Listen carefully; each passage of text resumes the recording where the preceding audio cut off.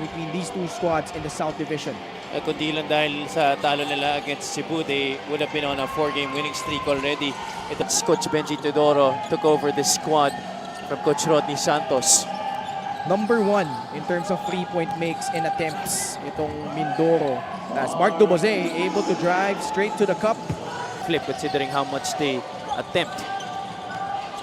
Sedorifa has found a stroke during those last 5 games, as this time though he drives and gets Ken Bono, who's on the floor. Obviously Bono is still such a force offensively, but he's not much of a rim protector, as we just saw also here. But even with high expectations, Coach Benji is also cultivating a happy lang culture, an energy he proudly says came from Mayoraina. Masayang vibes pero seryoso sa trabaho. The player, since taking over, has had a 3-2 record. And kung gawin mo ng panalo sana yung sa Cebu, could have been 4-1. Saldua scores underneath the basket. Try and catch up with Imus, Jensan, Batangas. Chester Saldua for the face-up jumper. J. Ramirez swings it to Sedorifa. Bounce pass. They quickly move the ball around and it leads to a 3-pointer by Joseph Sedorifa. And Jan Sobrevega. Sobrevega used to start most of the games for Bacolod at the point guard spot before he was made to come off the bench in this game, as we see in the Bayan. It's definitely no pushover of a squad. These are guys who, a bunch of guys have already seen some action here. Andrews drives.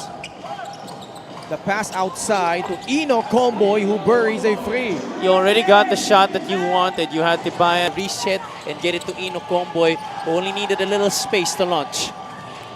That's one of their problems, rebounding itong Bacolod. Bottom 5 in that department. Pero kung titingnan mo, Ken, actually yung average height nitong Bacolod, di naman masyado maliit. Yeah. They just really don't have a lot of height at the 5 spot. Comboy again, back-to-back threes. And that's the problem when you allow goes in, you allow him another one, his confidence really grows, and he's a streaky shooter. Intia, the spin. Oh, great move. Leaving his defender in the dust. He has 10 on their shot clock. Andrews trying to break down the defense of Anthony White.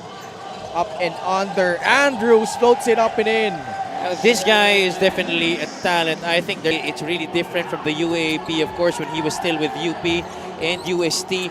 But Andrews, this is a guy who is a hooper. So once he finds his way into a permanent set into the road. And keep giving yourself a shot, because for Coach Pao, belief is the first win. Back to you, guys.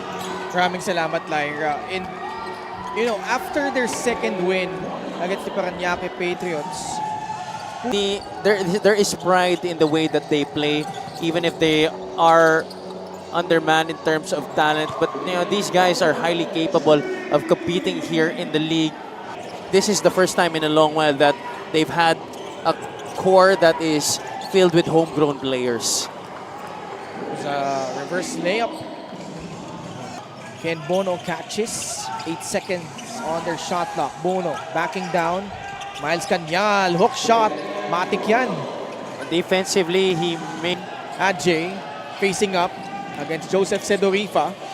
Forces up a shot. That was tough, but able to get that up and in. Nilabas kay Galang. Manzo, lalapit. Signature teardrop shot does not work. Nakagulang si Axel Inigo. Hits the basket and a foul. he really Anthony White, nasundutan. Clean steal by Ethan Galang. Receives the pass from Axel Inigo and scores. And Mindoro pads up their lead.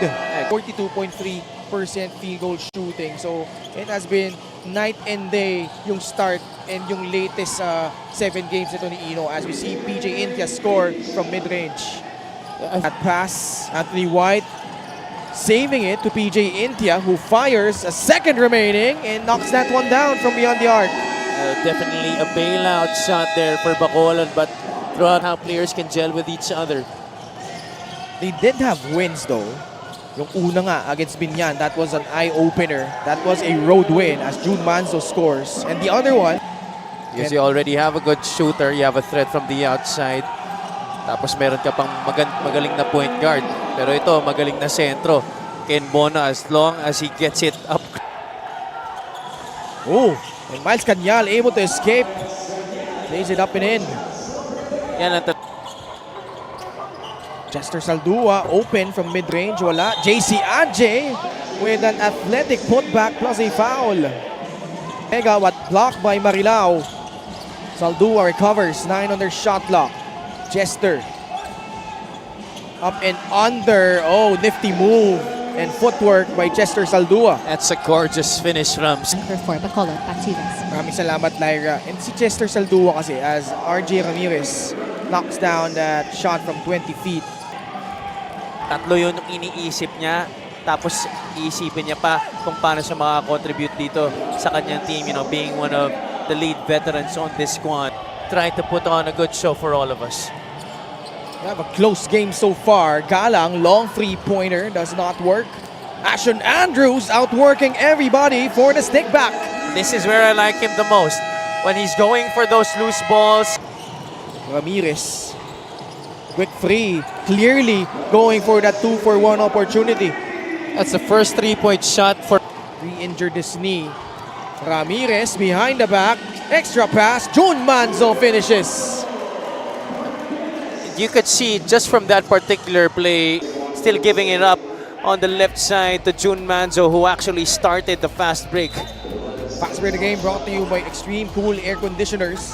Ang Extreme Magpalamig free installation for split-type air conditioners. Finally, Saldua knocks down, this time a free. Only 2 points. Manzo floats it up and in. Patented one-hand hook shot. And again, they take advantage of Ken Bono running back a little bit. 5.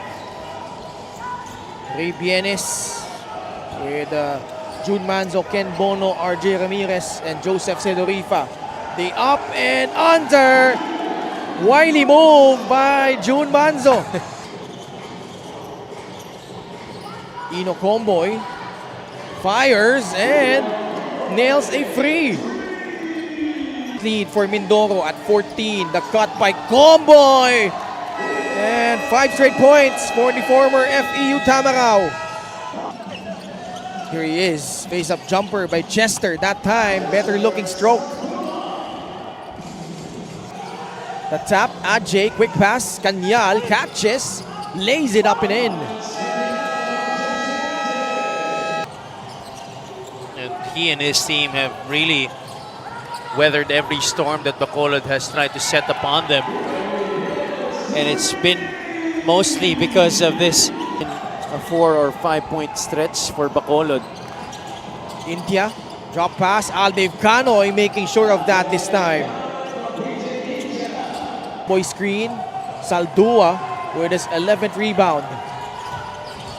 Chester all the way and finally gets a shot in at the rim. That Sedorifa is open. Makes them pay with a free. ang sakit yan para sa Bacolod. The one guy would be wide open, and it was Sedorifa. Ajay, strong move. Cuts it to 11. Sends it to Sedorifa, who now has 21 points. Bono, mouse in the house for the former UAP MVP. That's a smart move. Uptight. PJ India in transition.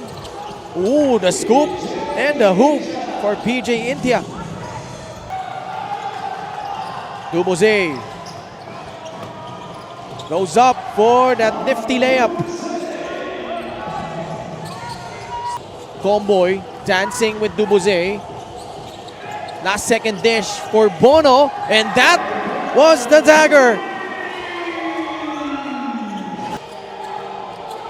And they had to do close wins. Sedorifa, Ninyog on top of the Puto Bumbong, and that's gonna do it for our. And Mindoro, as a result, winning this one 76-63 over Bacolod. Joseph